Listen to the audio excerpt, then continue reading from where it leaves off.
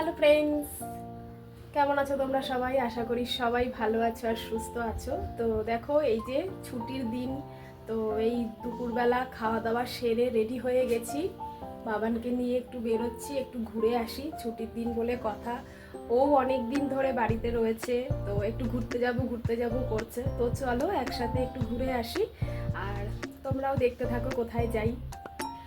আর দেখো, এই কুর্তিটা পরেছি আর সাথে এই ব্যাগটা নিয়েছি, আর ঠিক এই এক্ষুনি আমি দেখো এই নেল পালিশটা পরলাম। কেমন লাগছে আমাকে একটু জানাবে। তো চলো ঘুরে আসি। তো এই যে বাবানও রেডি হয়ে গেছে, বেরিয়ে গেছি। তো এই যে আমরা বাইরে বেরিয়ে একটু ওয়েট করছি, পাশের বাড়ি একটা বাচ্চা যাবে, কারণ ও সারাদিন বাড়িতে থাকে।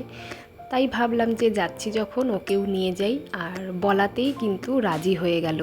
ওর মায়েরও যাওয়ার কথা ছিল, কিন্তু শেষ মুহূর্তে ওর মা বারণ করে দিল যে একটু কাজের প্রেশার আছে, আমি যেতে পারবো না, তুমি শুধু মেয়েকে নিয়ে যাও।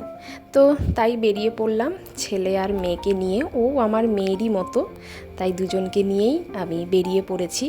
এই যে মেট্রো করে যাচ্ছি, এখন যাব হচ্ছে করুণাময়ী। তো দেখো, যেহেতু বিকেলের টাইম, সূর্য অস্ত যাওয়ার টাইম, পুরো আকাশটা কি সুন্দর দেখতে লাগছে। আর এই যে দুই পাগল দেখো জানালা দিয়ে তাকিয়ে আছে, জানালা ঠিক না, ওরা দরজার সামনে দাঁড়িয়ে আছে। বাইরেটা দেখতে ভালো লাগছে, সেই কারণে ওরা সেটাই দেখছে।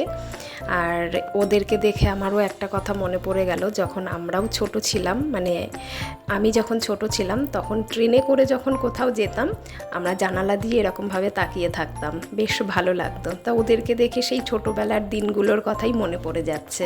তো আমাদের স্টেশন চলে এসেছে, এবারে আমরা নামবো। তো চলো যাওয়া যাক। তো এই যে এবারে আমরা নিচে নামছি, যেহেতু স্টেশনটা ওপরে তোমরা সবাই জানো। আর করুণাময়ীতে এসেছি, তার কারণ হচ্ছে করুণাময়ীতে একটা মেলা হচ্ছে। বেশ কিছুদিন ধরেই অফিসে যাওয়া আসার পথে দেখতে পাচ্ছি, কিন্তু ছুটির দিন পাচ্ছি না বলে আর যাওয়া হচ্ছে না। তো আজকে ছুটির দিনটা পেয়ে গেলাম বলেই চলে আসলাম তিনজন মিলে। আমার হাজব্যান্ড মানে ইন্দ্রনীল আসতে পারলো না, কারণ বাড়িতে আমার শাশুড়ি আছে অসুস্থ, তাই ওনাকে রেখে আর আসা গেল না। তাই আমরা তিনজনাই চলে এসেছি। তো দেখো, বেশ ভালোই লাগছে। এখানে এসে দেখলাম যে প্রচুর প্রচুর জিনিস পাওয়া যাচ্ছে। এখানে সমস্ত ক্যানভাস কাপড়ের যে ব্যাগগুলো হয় সেইগুলো বিক্রি হচ্ছে। এইগুলো তো এখন প্রচণ্ড ট্রেন্ডিং চলছে। তো যাই হোক, এই যে আমরা গেটে পৌঁছে গেছি। তো চলো এইবারে ভেতরে ঢোকা যাক। বাইরেটা তো খুব সুন্দর, অনেক দোকান বাইরেও আছে, আবার অনেক দোকান ভেতরেও আছে। তো চলো ভেতরে যাই, তারপরে গিয়ে দেখি কি কি ভেতরে আছে। বাইরেটা তো কোনো রকম দেখে নিলাম। আর দেখো, এখন যেহেতু মানে মাঝে মধ্যেই বৃষ্টি হচ্ছে, কখনো বৃষ্টি নামছে, কখনো আবার থেমে যাচ্ছে, তো সেই কারণে সবাই কিন্তু সেই রকম প্রোটেকশান নিয়েই স্টলগুলো দিয়েছে। তো এই যে ফার্স্ট স্টলে চলে এসেছি, এইখানে কিন্তু নেম প্লেট বিক্রি হচ্ছে। দেখো, কাঠের তৈরি নেম প্লেট, আর ওরা কিন্তু সামনে বসে এটা তৈরি করে দিচ্ছে। যার যেরকম নামের বাড়ি আছে, অনেকে তো বাড়ির নাম রাখে যে এই বাড়ি, বা অনেকে বাড়ির যে মেম্বার তাদের নাম রাখে। তো এই যে আমরা এটা নিয়ে নিয়েছি, এটা হচ্ছে ফ্রিজ ম্যাগনেট। তো আমরা ওখান থেকে পছন্দ করে একটা নিয়ে নিয়েছি, আর এখানে ওরা ম্যাগনেটটা আঠা দিয়ে লাগিয়ে দিচ্ছে। কি দারুণ ব্যাপার না? দাম কিন্তু একদমই কম, 50 টাকা করে এগুলো নিয়েছিল। আর দেখো, সন্ধ্যের টাইমের আকাশটা এত অ্যাট্রাক্ট করছে আমাকে, ভীষণ ভালো লাগছে। তো এখানে কিন্তু জামা কাপড় থেকে শুরু করে ঘর সাজানোর জিনিস, সমস্ত রকমের কিন্তু দোকান এখানে আছে। শুধু তাই নয়, জুয়েলারিও আছে। আর খুঁজে খুঁজে এই একটা বইয়ের দোকানও পাওয়া গেছে। বইয়ের দোকান দেখেই দুজন মিলে ঢুকে গেছে দোকানে বই দেখতে। তো এখানে বেশ কিছুক্ষণ সময় কাটিয়ে তারপরে এগিয়ে এসে দেখলাম একটা চাদরের দোকান, বিছানার চাদর। এত সুন্দর সুন্দর কটনের বিছানার চাদর এখানে প্রিন্টেড আর কি বিক্রি হচ্ছিল, ভীষণ ভীষণ সুন্দর। কিন্তু আমি সেভাবে রেডি হয়ে যাইনি বলে, একটু টাকা কম ছিল, তাই চাদরগুলো আর নিতে পারলাম না।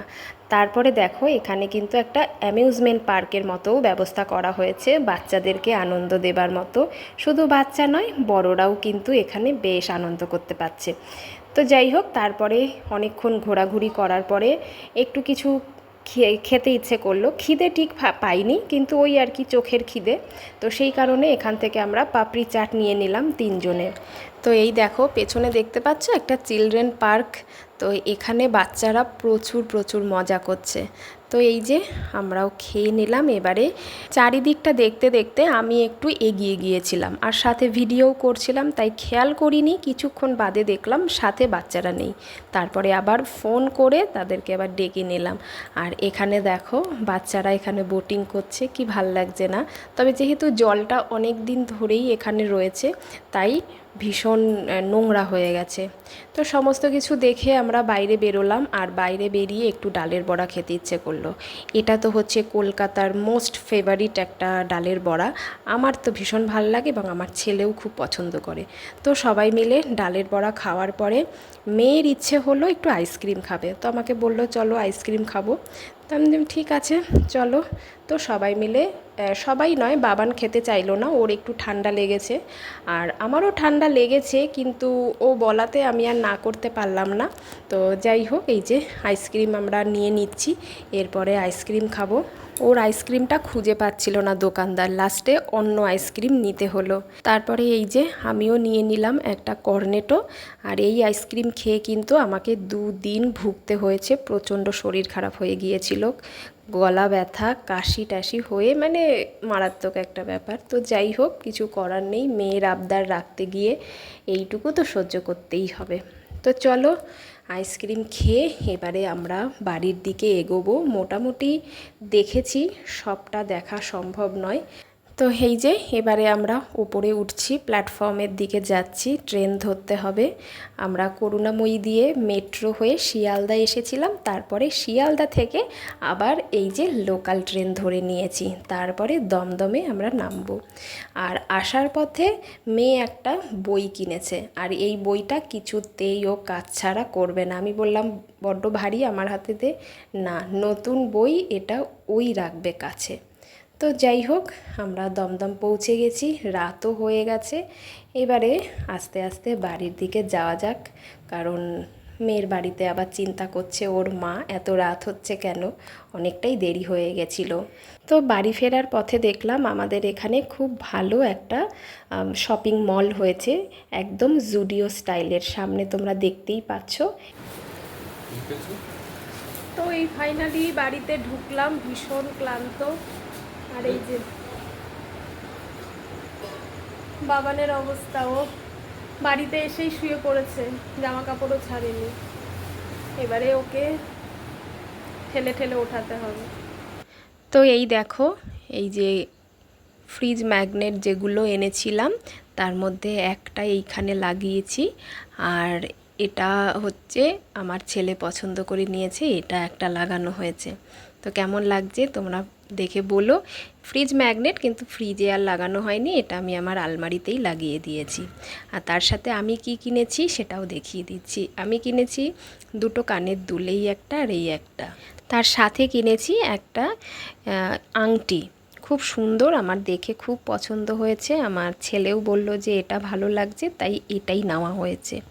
তো এই যে দেখো, এটা কিন্তু অ্যাডজাস্টেবল, ভীষণ সুন্দর, আমার তো ভীষণ ভালো লেগেছে। শাড়ির সাথে পরলে কিন্তু বেশ ভালো লাগবে।